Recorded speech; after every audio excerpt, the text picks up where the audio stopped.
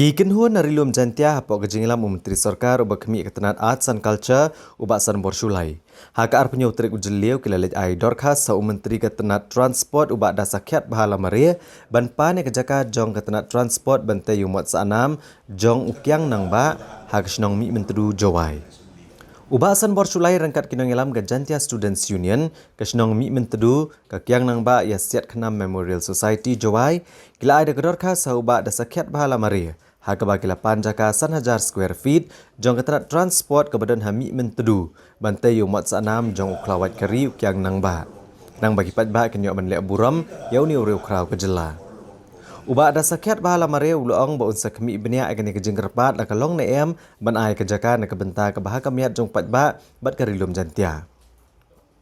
uluong ba unia kran bat ki he jong ka Meghalaya Transport Corporation lada kin long ban ai kejaka nre lada omla kin hab ban pasutu eki ulong budan kam mane kren bat tai shwa bat ki he officer ketenat transport bat kadai ban penti kena balada ai jaka bantai yumat sanam kanom keta apat eka project jong ketenat transport kabakan le hakis nam banwan Kiwan request ya kindet ijaka ban ai namata ka statue jong walk yang nang ba ki kwa ban penek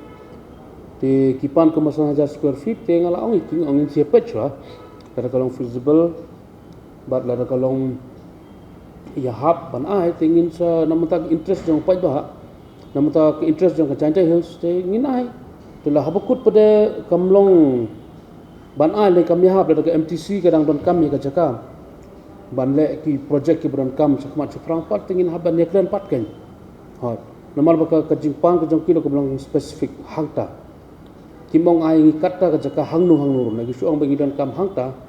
kata long ka ka request ka kerpat na kalian jong kim don kanu ka jing yu ti ngin si pat ngin si syong bha par ka MTC par ka department ti ngin si pele de ka bala tanya lan bom la pat tingi haban convince ki ba kam long